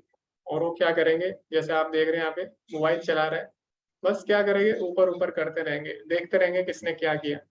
लेकिन इससे क्या होगा, इससे कोई भी लाभ उन्हें प्राप्त नहीं होगा। तो इस प्रकार की जो गतिविधियां हैं तमोगुण में आएंगी।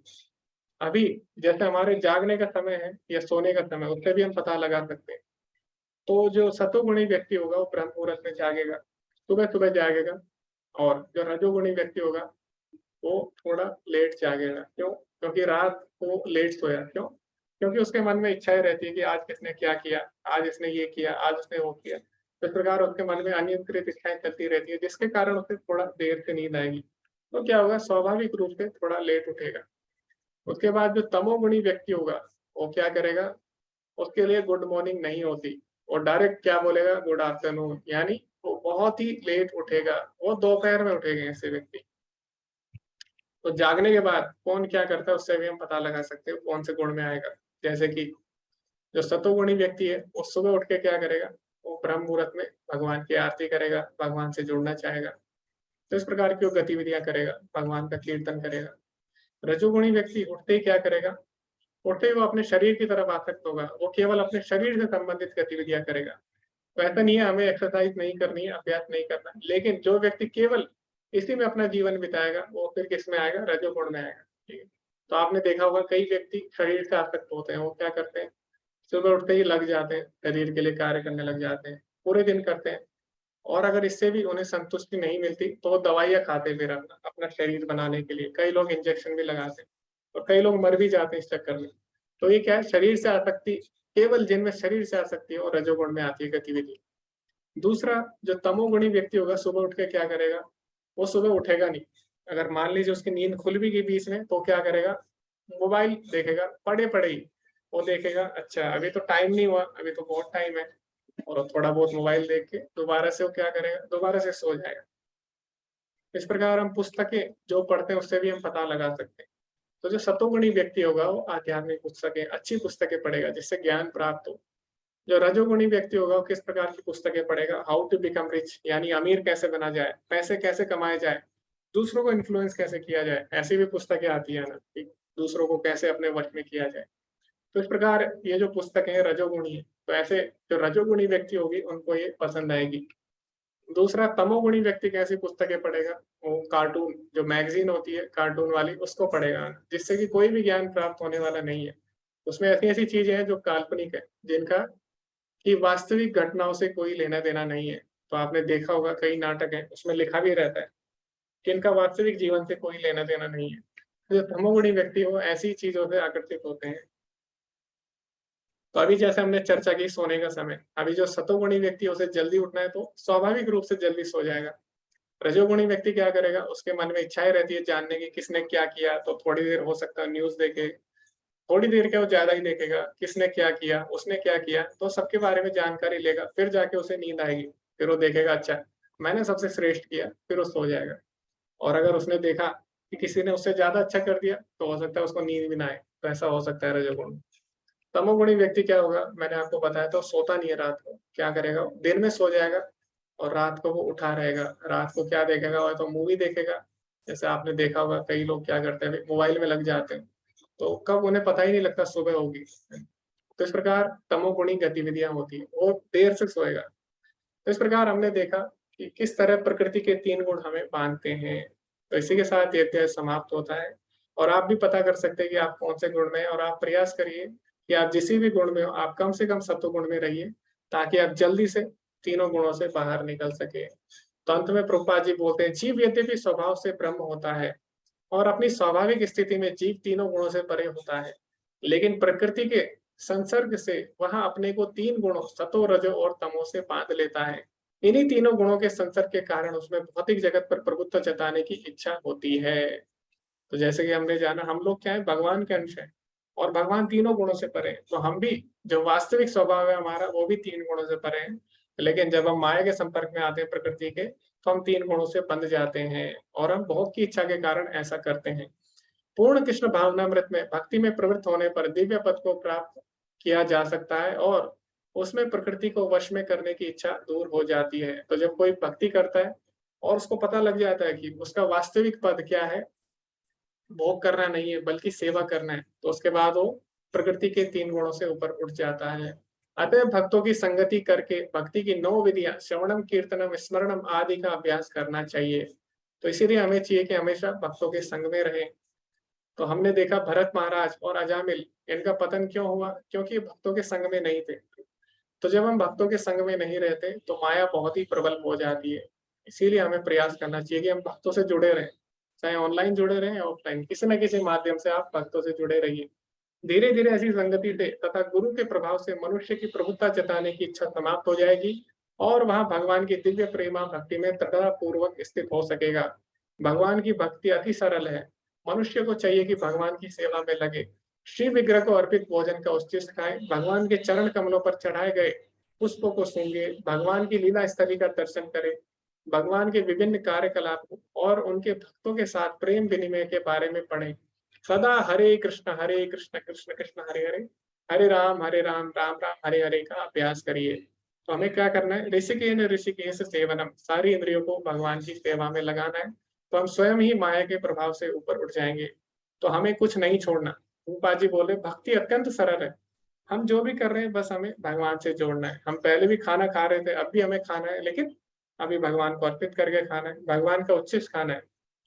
पहले भी हम क्या कर रहे थे, अनेक चीजें हम सूंघते हैं नाक से, अभी हम क्या कर सकते हैं, भगवान को फूल चढ़ा के उसको हम सूंघ सकते हैं। पहले भी हम घूमने जाते थे, अभी भी हम घूमने जा सकते हैं, लेकिन अभी हम भगवान की लीला स्थली के दर्शन कर सकते हैं। तो हमें क्या करना है, कुछ भी नहीं छोड़ना, हमें केवल अपने जीवन में कृष्ण को जोड़ना है, तभी हम 3 गुणों से ऊपर उठ सकते हैं। तो इसी के साथ आज का अध्याय समाप्त होता है, और किसी का कोई भी प्रश्न है आप हैंड रेज करके पूछ सकते हैं। ओके, तो एक एक करके हम सबके पास जाएंगे। हरे कृष्णा सुधीर प्रभु जी। गुरु जी, ये पूछना था, जैसे 24 घंटे में तीनों गुण में कभी आदमी कोई से कभी किसमें रहता है, कभी कोई जी। सा गुण हावी हो जाता है, कभी कोई सा। तो मृत्यु के समय मान लीजिए हम हमारे को दुकान भी याद आ रही है, रसगुल्ला भी याद आ रहा है, और क्या नाम, एक कभी गीता पढ़ी थी वो भी याद आ रहा है। तो तीनों गुण यदि हैं हमारे मृत्यु के समय, तो हमारी क्या गति होगी? जी प्रभु जी, तो अगर हमारे में दोनों तीनों गुण है तो हमें तीनों योनियां मिलेंगी। फिर जैसे भरत महाराज थे, उनके अंदर अच्छा, भक्ति भी थी और आसक्ति भी थी हिरण से। आसक्ति। तो पहले क्या बने, वो हिरण बने, फिर अगले हाँ, जन्म में उन्होंने भक्ति की, तो भगवान हाँ। सारी इच्छाएं पूरी करेंगे। तो मतलब जिसकी प्रबलता जी ज्यादा रहेगी वो गुण पहले मिलेगा, जी जी इसका प्रभु जी, मतलब। बिल्कुल। अच्छा, एक गुरु जी, ये इसी अध्याय में 11वां श्लोक था, उसमें लिखा है कि सारे द्वार, मतलब ये लिखा था ज्ञान जो से, जी कोई। प्रभु जी। तो हमारे 9 द्वार होते हैं शरीर में, तो अच्छा, 9 द्वारे पूरे देही। हमारे शरीर को 9 द्वारों वाला नगर कहा जाता है। और 9 अच्छा, द्वार कौन से हमारे शरीर के आप गिन सकते हैं। हमारी आंख होगी 2, कान हो गए 2, अच्छा। 2 नाक हो गए नखुने, वो 6 हो गए, 7 हो गए और 2 नीचे। तो हमारे जो शरीर है उसको 9 द्वारों वाला नगर, 9 द्वारे पूरे देही ऐसा कहा जाता है। 2 आंख, 2 कान और 2 तो हमारे नथुने हो गए, नाक के, एक मुंह हो गया, और एक नाक। हमारी जननेंद्रिय और एक गुदा। तो इस प्रकार हमारे 9 द्वार होते हैं शरीर में प्रभु जी। हाँ, हाँ। जी ये सब मतलब क्या हो जाते हैं इससे 9 द्वार? जी। फिर जो मतलब सतोगुण में व्यक्ति होता है वो हर द्वार से ज्ञान ग्रहण कर सकता है, 9 द्वारे पूरे देवी। जी, ओ, ठीक है गुरु जी। जैसे बहुत। कान से अच्छा सुनता है वो, और नाक से अच्छी चीजें सूंघेगा, आंख से अच्छी चीजें देखेगा, मुंह से अच्छी चीजें बोलेगा। ओके, हरे कृष्णा राम शंकर प्रभु जी। हरे कृष्ण प्रभु जी, मेरे 3-4 प्रश्न हैं प्रभु जी, छोटे छोटे। पहला प्रश्न है कि क्या निष्काम कर्म और भक्ति में कोई अंतर है? ओके, जी प्रभु जी, बिल्कुल अंतर है। तो कर्म योग में क्या होता है, निष्काम कर्म योग मतलब है जिसमें हमारी कोई भी इच्छा नहीं है। हम क्या कर रहे हैं, जो भगवान 2 कर्म होते हैं, सकाम कर्म योग और निष्काम कर्म योग। सकाम कर्म योग में हम क्या करते हैं, सकाम कर्म योग में हम वो काम करते हैं जो हमें अच्छा लगता है भगवान के लिए, है ना। मान लीजिए, जैसे अभी मैं आपको उदाहरण देता हूँ। अभी ऐसा हुआ कि हमारे ग्रुप में बहुत सारे लोग जुड़े हैं, तो अभी मान लीजिए मंदिर में काम आया कि अभी आपको कुछ भक्तों को कॉल करना है, लेकिन मैंने किसी भक्त को बोला कि आपको क्या करना है, कॉल करना है, लेकिन उसने बोला नहीं, आप अगर कोई दूसरी सेवा है वो मुझे दीजिए, मैं ये सेवा नहीं करूंगा। तो सकाम कर्म योग में हम केवल वो करना चाहते हैं जो हमें पसंद है भगवान के लिए। लेकिन निष्काम कर्म योग में हम वो करना चाहते हैं जो जिसकी आवश्यकता है ना। जैसे प्रभुपाद जी के गुरु ने उनको क्या बोला कि आपको प्रचार करना है, तो उन्होंने ये नहीं बोला नहीं, आप कोई और काम दीजिए मुझे। उन्होंने बोला ठीक है, मुझे प्रचार करना है बाहर जाके। तो इस प्रकार जो जिसकी आवश्यकता होती है सेवा की, वो सेवा जब हम करते हैं उसको निष्काम कर्मयोग बोला जाता है। दूसरा, निष्काम कर्मयोग और भक्ति योग में क्या अंतर है? निष्काम कर्मयोग में क्या होता है, हम कर्मयोग जो भी है उसमें हम केवल अपनी इंद्रियों को सेवा में लगाते हैं। हो सकता है मैं भगवान के लिए कार्य कर रहा हूँ, लेकिन मेरी इंद्रियां सेवा में हो, लेकिन हो सकता है मेरा मन अभी भी भगवान की सेवा में ना हो। तो जब हमारा मन भी उसमें जुड़ जाता है तो वो फिर भक्ति योग बन जाता है। भक्ति योग में मन, बुद्धि और इंद्रियां तीनों जब जुड़ जाती है तो भक्ति योग कहलाता है। धन्यवाद प्रभु जी। मेरा दूसरा प्रश्न है कि इस कलयुग में एक भक्त का क्या दिनचर्या होना चाहिए प्रभु जी? जी प्रभु जी, तो कलयुग में भगवान हमसे ज्यादा उम्मीद नहीं रखते। तो जैसे दूसरी क्लास का बच्चा होता है तो उससे हम उम्मीद नहीं रखते कि ये 10वीं क्लास का पेपर सोल्व कर पाए, हल कर पाए। उससे हम उम्मीद रखते हैं ठीक है ये जोड़ घटाना बस सीख ले। इसी प्रकार अनेक विधियां हैं भगवान से जुड़ने की। तो भगवान, क्योंकि कलयुग में जो जीव है सबसे बद्ध है ना, मंदा सुमंद मतियो, ऐसा बोला गया श्रीमद् भागवतम में कि आलसी होंगे, मंदा यानी आलसी होंगे, सुमंद मतियो उनकी बुद्धि भी कम होगी, अल्पायुषा उनकी आयु भी कम होगी। तो इसलिए भगवान हमसे केवल उम्मीद करते हैं कि हम भगवान का नाम जपे। तो जितना हम चैंटिंग करेंगे उतना हमारे लिए अच्छा है कलयुग के लिए। कलयुग का युग धर्म है भगवान के नाम का जप। तो अगर आप बाकी चीजें नहीं कर पा रहे फॉलो, वैसे तो हमारा दिनचर्या होना चाहिए, हमें प्रातः काल उठना चाहिए। जो भक्त का दिनचर्या वो मैं आपको बताता हूँ। पहले जो लोग अच्छे भक्त हैं वो क्या करते हैं, सुबह जल्दी उठ के सुबह मंगल आरती करते हैं भगवान की। उसके बाद भगवान के नाम का जप करते हैं ये खाने से पहले और नहाने से पहले, या जो भी कार्य करते, नहा तो पहले ही लेते हैं, मंगल आरती से पहले मंगल आरती करते हैं, भगवान के नाम का जप करेंगे। उसके बाद भोजन बनाएंगे, भगवान को अर्पित करके खाएंगे।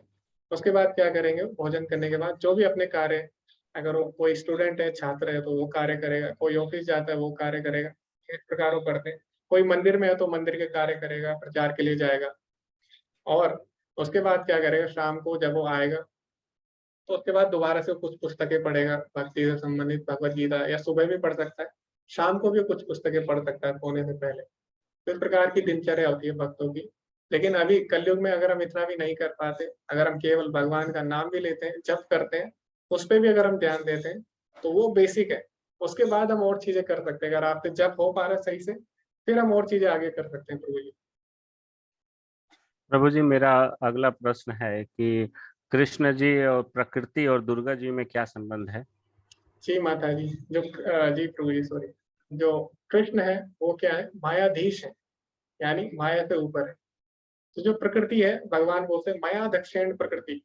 तो जो प्रकृति है वो भगवान की अध्यक्षता में कार्य करती है। और जो दुर्गा देवी है वो क्या है, तीनों गुणों की संचालित है, जेलर है। दुर्गा मतलब जो दुर्ग की रक्षा करती है उसको दुर्गा बोला जाता है। तो भौतिक जो संसार है दुर्ग की तरह है, जेल की तरह है। और इसकी जो जेलर है वो कौन है, दुर्गा देवी। तो दुर्गा देवी क्या करती है, प्रकृति के तीनों गुणों को, तीनों गुणों से इस संसार को चलाती है। और हमें बार बार वो क्या करती है, त्रिविधा ताप देती है, ताकि हम जान पाए कि ये जो संसार है हमारे भोग के लिए नहीं है। तो इस संसार में बार बार दुख डालती है ताकि हम इस संसार से बाहर निकल सके। जैसे जेलर होता है, जेलर क्या करता है, जेल में कैदी को मारता है, बोलता है कि तूने ये क्यों किया, है ना। फिर कैदी क्या सोचेगा, कैदी सोचेगा मुझे इस जेल से बाहर निकलना है, मुझे गलत काम नहीं करने। तो दुर्गा देवी यही करती है। दुर्गा देवी प्रकृति के तीन गुणों द्वारा जीवा जो जीव है उनके जीवन में ताप डालती है, ताकि उन्हें पता लग सके कि उनका वास्तविक घर ये नहीं है और उन्हें इससे बाहर निकलना है। तो ये पद है, दुर्गा देवी भगवान की अध्यक्षता में कार्य करती है। माया दक्षिण प्रकृति सूयते सचराचरम। प्रभु जी मेरा अगला प्रश्न है कृष्ण जी की शादी राधा रानी से नहीं होता है, ऐसा सच है क्या? नहीं नहीं प्रभु जी, ऐसा नहीं है। अभी हमें कार्ड नहीं आया उसका, तो अलग बात है, लेकिन भगवान की शादी हुई थी। और ब्रह्म वैवर्त पुराण, उसमें पूरा विवरण है। ब्रह्मा जी ने स्वयं उनकी शादी कराई। भांडीर वन नामक एक जगह आज भी वृंदावन में है। जगह भी मैंने आपको बता दी, कब कराई ये भी मैं आपको बता देता हूँ। जब ब्रह्म विमोहन लीला हुई थी तो उस समय क्या हुआ था, ब्रह्मा जी ने सारे भगवान के मित्रों को चुरा लिया था। उस समय भगवान ही अपने मित्रों के रूप में विस्तरित हुए। उस समय जितने भी ग्वाल बाल थे सभी भगवान थे। क्यों? क्योंकि ग्वाल बाल को ब्रह्मा जी ले जा चुके थे और कृष्ण ग्वाल बालों का रूप रख चुके थे। तो उस समय क्या हुआ, सभी ग्वालों की शादी हुई। तो वास्तव में जिनकी भी शादी हुई, भगवान की शादी हुई सारी गोपियों से, सारे गोपों से। तो उस समय कृष्ण की भी शादी वास्तव में राधा रानी से हो चुकी थी, स्वयं ब्रह्मा जी ने कराई। ब्रह्म वैवर्त पुराण में इसका विवरण है। भांडिरवन नाम की जगह है, आज भी वृंदावन में आप जा सकते हैं पूरी। हम बोलते हैं कि उनकी शादी नहीं हुई, हुई है उनकी शादी, अब हमें इनविटेशन कार्ड नहीं आया तो वो अलग बात है, लेकिन उनकी शादी हुई है प्रभु जी। धन्यवाद प्रभु जी। जी जी, हरे कृष्ण। हरे कृष्णा। आपकी राखी माता जी। हरे कृष्ण प्रभु जी। जी माता जी। आज जैसे कि हम लोग ने पढ़ा कि तीनों गुण रज सत और तम, तो इसको प्रभु जी जैसे मैंने पतंजलि योग सूत्र पढ़ा है, तो उसको थोड़ा विस्तृत रूप से उसमें है कि ये जो हमारी चित्त की अवस्था है, जी जी तो जी उसमें से उसमें बताया गया कि 5 अवस्था है, क्षिप्तम मूढ़म विक्षिप्तम एकाग्रे निरुद्यति चित्त भूम्या। जी जी जी क्षिप्त अवस्था जो है उसमें रजोगुण प्रधान ज्यादा होता है, जो संसारिक मनुष्य है, और मूढ़ावस्था हो गया प्रभु जी जो तमोगुण प्रधान होते हैं, हम्म, और विक्षिप्तावस्था जो रजोगुण और सतोगुण दोनों प्रधान होते हैं, तम गुण हाँ समाप्त हो जाते हैं। हाँ हाँ इसमें क्या है कि इसमें कभी चित्त चंचल होता है और कभी चित्त सात्विक हो जाता है। जी जी जी तो जैसे कभी कभी लगता है कि कुछ ऐसा सिचुएशन होता है जीवन में कि हम लोग सतुगुण प्रधान जब बढ़ता है तो हम लोग जैसे अभी सुन रहे हैं भागवत गीता, उस ओर मुड़ जाते हैं। जी लेकिन जी रजोगुण जब प्रधान होता है तो हम लोग सांसारिक ये में मतलब परिवार है, इधर है उधर है में हम लोग ये हाँ हो जाते हैं। जी जी तो और एकाग्र अवस्था हो गया प्रभु जी की जहाँ वृत्तियां समाप्त हो जाए, जी जी माता जी, बिल्कुल। और मतलब यहाँ से कहे कि मन में एक ही विषय को निरंतर प्रवाह, जैसे मान लीजिए कि अभी हम सुन रहे हैं तो कृष्ण प्रवाह, कृष्ण नाम का प्रवाह ही एकाग्र रूप है।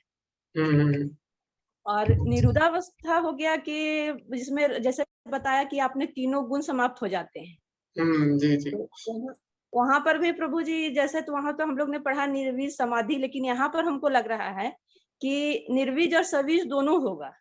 जी माता जी, अगर हम लोग मतलब ये में निराकार में जाते हैं तो निर्वीज हो गया, और साकार रूप में प्रभु के ये करते हैं तो साकार हो गया, सभी समाधि हो गया। जी माता जी। तो जो निराकारवादी होते हैं वो भी तीनों गुणों से ऊपर उठ सकते हैं, लेकिन हाँ, वो भी अगर वो तीनों हाँ, तो उसको गुणातीत वो भी हो सकते हैं, लेकिन भगवान ने आगे बोला उनको क्या करना होता है, भगवान की भक्ति करनी होती है। मई चानन्य हो गए भक्तिर अव्यभिचारिणी। अगर वो वो भक्ति नहीं संसार। करते तो क्या हाँ होगा माता जी। अब निराकार में क्या है ना, सत और चित्त है, लेकिन उसमें आनंद नहीं होता, जी जिसके कारण क्या होता है, आनंद की प्राप्ति के लिए वो फिर दूसरे कार्य में लग जाते हैं। अभी जैसे मान लीजिए आप तीनों गुणों से ऊपर उठ गए, लेकिन आपको कोई कार्य नहीं है करने को, जी तो आप क्या करोगे, आप फिर कोई कार्य करने लग जाओगे जिसमें आपको आनंद आएगा, और इसके कारण दोबारा हमारा पतन हो जाएगा। लेकिन जी भक्ति जब हम करते हैं उसमें आनंद ही आनंद हमें मिलता है, तो हम कोई और कार्य नहीं करते। तो इसीलिए जो निराकारवादी होते हैं बाद में वो क्या करने लगते हैं, बाद में वो समाज सेवी कार्य करने लग जाते हैं, है ना, क्योंकि उन्हें आनंद नहीं मिला उसमें निराकार में, तो और चीजों जी में लग जाते हैं। तो इसीलिए जो भगवान के भक्त होते हैं हमेशा तीन गुणों से ऊपर बने रहते हैं। क्यों? क्योंकि उन्हें सत्य चित्त और आनंद तीनों मिल जाता है। तो निराकारवादी होते हैं उन्हें सच्चित मिल जाता है, लेकिन आनंद ना मिलने के कारण पतंते अधो, उनका दोबारा से भौतिक वो संसार। दूसरे तरफ भटक जाते हैं। जी माता जी, बिल्कुल। तो अभी हम लोग की अवस्था है इस अनुसार देखे प्रभु जी, तो एक तरह से हम लोग विक्षिप्त अवस्था में आते जी हैं, जी खास माता जी। कि कभी सतगुण प्रधान हो जाता है, मतलब तम गुण को हम लोग हो सकता है कंट्रोल कर ले, जी जी लेकिन बिल्कुल। कभी सतगुण प्रधान होने के कारण हम लोग कभी ऐसा होता है कि कुछ लगता है ऐसा हो गया जीवन में, ऐसा नहीं होना चाहिए, और हम लोग संसार नाश्वर है इस तरह का वैराग्य भावना उत्पन्न होती है। जी लेकिन तभी चित्त है चंचल हो जाता है, और वो हम लोग सांसारिक ये में ये जरूरत है, बच्चे हैं उनको पढ़ाना है, इस ये में आ जाते हैं। जी माता तो जी। अभी हम लोग कहा जाए तो विक्षिप्त अवस्था में आते हैं प्रभु जी। जी माता जी, तो अभी सही बोला आपने, विचित अवस्था में आते हैं। और बहुत सारे लोग हो सकता है अभी तमो रजो में हो, जैसे कि जब प्रभुपा जी अमेरिका गए तो वहां पे जो लोग थे वो रजस तमो यानी रजो और तमो गुण में थे।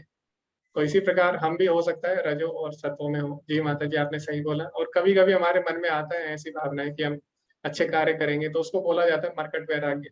यानी जी जब कोई व्यक्ति शमशान से आता है तो उसके मन में आता है, देखो ये व्यक्ति इतना कुछ किया, आज इसकी मृत्यु हो गई, और उस समय उसके मन में वैराग्य आता है कि हाँ अब से हम भी अच्छे कार्य करेंगे। लेकिन जैसे वो घर पे आता है दोबारा से वो गलत कार्य करने लग जाता है। तो इस प्रकार के जो भावनाएं आती है बीच बीच में, इसको मरकट वैराग्य बोला जाता है, यानी शमशान वैराग्य।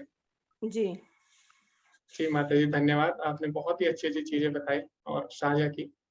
तो ऐसे ही आप करते रहिए और हम लोगों को ज्ञान देते रहिए। हरे कृष्णा। तो हम साझा भी कर सकते हैं। वैसे समय इतना नहीं होता है, लेकिन आगे के लेवल में आप डिटेल में चर्चा कर सकते हैं। तो 18 डेज़ में अभी इतना समय हमारे पास नहीं होता, हम ज़्यादा चर्चा करते हैं। हरे कृष्णा मंजेश प्रभु जी, महेश प्रभु जी, सॉरी। हरे कृष्ण प्रभु जी। जी प्रभु जी। आ, आज अभी मेरे मतलब फीलिंग हुआ कि अभी सिर्फ 4 ही दिन बाकी है, और जो हाँ, कि मेरे आपके साथ में इतनी फ्रिक्वेंसी मैच हुई है कि सुबह सुबह आपकी आवाज सुनते हैं तो पूरा दिन में मतलब दिन भर वो दिमाग में ऐसे रहता है। तो आगे जिंदगी भर आपके साथ कैसे कनेक्ट रहा जा सकता है? जी प्रभु जी। तो जो भक्तों का संबंध होता है वो ज़िंदगी भर का होता है। क्यों? क्योंकि भक्तों का संबंध भगवान से होता है और भगवान हमेशा है और भगवान की भक्ति भी हमेशा है। इसलिए भक्तों का संबंध भी हमेशा रहता है शाश्वत। तो हम लोग जुड़े हैं अभी मंदिर से, इस्कॉन मंगलुरु से। तो हाँ, आप इससे जुड़े रहिए। आप जिस भी ग्रुप में आप उसी में बने रहिए। आगे के कोर्स आप करते रहिए प्रभु जी। तो हम जुड़े रहेंगे फिर उसमें। धन्यवाद प्रभु जी। जी, जी। हरे कृष्णा। तो आप ग्रुप मत छोड़िए, किसी भी ग्रुप में हो। Yes. जी। तो भले ही आपको कोई फ़ायदा ना हो सकता है आपको लगे, लेकिन आप किसी भी हालत में, किसी भी परिस्थिति में भक्तों का संग कभी ना छोड़िए। आप जिस भी ग्रुप में आप बने रहिए। हम इतने सारे ग्रुप में जुड़े हैं, तो एक भक्ति के ग्रुप में भी आप जुड़े रहिए कम से कम। तो हो सकता है कभी आपका मन करे, कभी आप में सतोगुण प्रधान हो जाए, आप दोबारा भक्ति करने लग जाए। तो ऐसा हुआ है, कई लोग भक्ति छोड़ चुके थे, लेकिन किसी कारण भक्तों के संपर्क में आके दोबारा वो क्या करने लगे, भक्ति करने लगे। तो इसीलिए आप हमेशा भक्तों के संपर्क में रहिए। ओके, चैट में कुछ प्रश्न है, मैं पूछता हूँ। सत्यम प्रभु जी ने एक प्रश्न किया है कि जो इंसान सभी के साथ अच्छा करता है, उसके साथ बुरा क्यों होता है? उसको क्यों दुःख मिलता है? तो हमें समझना होगा प्रभु जी, जो हम पिक्चर देखते हैं, जो आप तस्वीर देख रहे हैं, वो केवल एक भाग है। वो पूरी तस्वीर का केवल एक भाग है। जैसे आपने मान लीजिए मूवी देखी, आपने मूवी में क्या किया, 5 मिनट देख लिया, तो आप उससे अगर पूरी मूवी जज कर लें, तो ये गलत होगा, ऐसा सही नहीं होगा ना। तो अगर आप देख रहे हैं कोई व्यक्ति अच्छे काम कर रहा है, उसके जीवन में दुःख आ रहा है, तो आप थोड़ा-सा हिस्सा देख रहे हैं उसके जीवन का। जबकि भगवान क्या बोल रहे हैं, अजो नित्य शाश्वतोऽयं पुराणः। जो जीवात्मा क्या है, वो शाश्वत और प्राचीन है। तो आप अभी के जन्म का देख रहे हैं ना, इसने इतना अच्छा कार्य किया और दुःख दुःख मिला इसको। लेकिन आपको नहीं पता उसने पहले क्या किया, पूर्व जन्म में क्या किया। या फिर आपको यही नहीं पता कि इस जन्म में ही उसने क्या किया। हो सकता है जो आपको दिख रहा हो, कुछ चीज़ें ऐसी होती है जो उसने की है, उसको भी नहीं पता होगा। और कुछ चीज़ें ऐसी है, उसने की है, उसको भी पता है, लेकिन आपको पता नहीं है, ऐसा भी हो सकता है। तो कई-कई बार ऐसा होता है कि हम बस कुछ चीज़ें देख लेते हैं और हमें लगता है कि इसके साथ बुरा क्यों हो रहा है। लेकिन वास्तव में हमें नहीं पता। जैसे मान लीजिए आपने 3 दिन पहले दिन में क्या खाया था, आपको नहीं पता, आपको सोचना पड़ेगा। तो इसी प्रकार हम भूल जाते हैं जीवात्मा, हमने पहले क्या किया। तो हो सकता है उसने कोई ऐसा काम किया हो, लेकिन उसको खुद ना पता हो उसने क्या किया। तो भगवान बोलते हैं अर्जुन को, "बहुनी में व्यतीतानि जन्मानि तव चार्जुना", कि हे अर्जुन, तुम और मैं अनेकों-अनेक बार इस धराधाम पर आ चुके हैं। तानि हम वेद सर्वाणि, मुझे सब कुछ ज्ञात है, लेकिन न तुम वेद परंतप, तुम्हें कुछ भी याद नहीं है। तो जीवात्मा का स्वभाव ही है भूलना। तो भूल जाती है कुछ समय बाद उसने क्या किया। लेकिन भगवान को सब याद रहता है, ठीक है? तो इसीलिए हो सकता है कि आपको ऐसा दिख रहा हो कि इसने अच्छा कार्य किया, लेकिन आपको अपने बारे में नहीं पता, तो हम दूसरों को कैसे जज कर सकते हैं ना? इसने हो सकता है उसने कुछ ऐसे कार्य किए आपको पता ही ना हो, या हो सकता है आपने स्वयं ऐसे कार्य किए आपको पता ही ना हो। तो इस कारण जीवन में दुःख आता है, ठीक है? तो केवल हम छोटा-सा सीन देख के नहीं बता सकते कि कोई व्यक्ति अच्छा काम कर रहा है, तो उसके साथ बुरा क्यों हो रहा है। जी। तो पूनम माता जी बोलिए कि जैसा कि कृष्ण जी ने कहा है कि जो बड़े-बड़े ऋषि और योगी हैं, पवित्र आत्मा है, वो स्वर्ग या ब्रह्म लोक में जाते हैं। तो जब उनके पुण्य खत्म हो जाते हैं, तो वो वापस आ जाते हैं क्या? जी, माता जी। वो अनेक महर्षि, देवता लोग भी दोबारा आते हैं। तो जैसे हमने देखा, इंद्र भी जन्म लेते हैं इस धराधाम पे और अनेक देवता लोग भी आते रहते हैं। तो उतने ही समय तक उनको लोक मिलता है, उच्च लोक मिलते हैं, जब तक वो जितने वो पुण्य करते हैं। और जो ऋषि मुनि हैं, वो वहाँ पर अनेक समय तक रह भी सकते हैं। क्यों? क्योंकि अभी वो लोग क्या करते हैं, तपस्याएँ करते हैं, तपस्या में ध्यान में होते हैं। तो उस अवस्था में क्या होता है, जो योगी लोग होते हैं, अपने श्वास को नियंत्रित कर सकते हैं। तो नियंत्रित कर सकते हैं, लेकिन पूरी तरह से उसको नियंत्रित नहीं कर सकते। यानी लंबा जीवन जी सकते हैं योगी, लेकिन अमर नहीं हो सकते। तो योगी लोग ऐसा कर सकते हैं, वो अनेक वर्षों तक उच्च लोकों में रह सकते हैं। तो प्रभुपाद जी ने एक बुक भी लिखी है, easy journey to another planets, यानी दूसरे ग्रहों की सुगम यात्रा। तो उसमें प्रभुपाद जी ने बताया कि जो योगी लोग हैं वो किसी भी ग्रह में जा सकते हैं और वहां पे बहुत समय तक वो रह सकते हैं। तो ऐसा होता है, योगी लोग रह सकते हैं माता जी, जो ऋषि लोग हैं वो रह सकते हैं अनेक साल। और दूसरा हमें देखना होगा कि वहां पे जो समय होता है यहाँ से कई गुना होता है। जैसे यहाँ का जो एक साल होता है वो देवलोक का एक दिन होता है ना। तो यहाँ का एक साल और वो देवताओं के जो युग है उसमें, देवताओं का जो काल है उसमें एक दिन होगा। इसी प्रकार जो उच्च ग्रह है, जितना ऊपर हम जाते हैं समय क्या होता है, बढ़ता जाता है। तो इस तरह वो लोग अनंत समय तक, यानी बहुत लंबे समय तक वो जी सकते हैं। जैसे यहाँ का एक साल उनका एक दिन हुआ, तो अगर वो एक साल भी रहते हैं स्वर्गलोक में तो यहाँ पे 365 साल हो जाएंगे, है ना। तो इस तरह हम देखते हैं वो बहुत अधिक समय तक रह सकते हैं। इस तरह भी हम समझ सकते हैं इसको।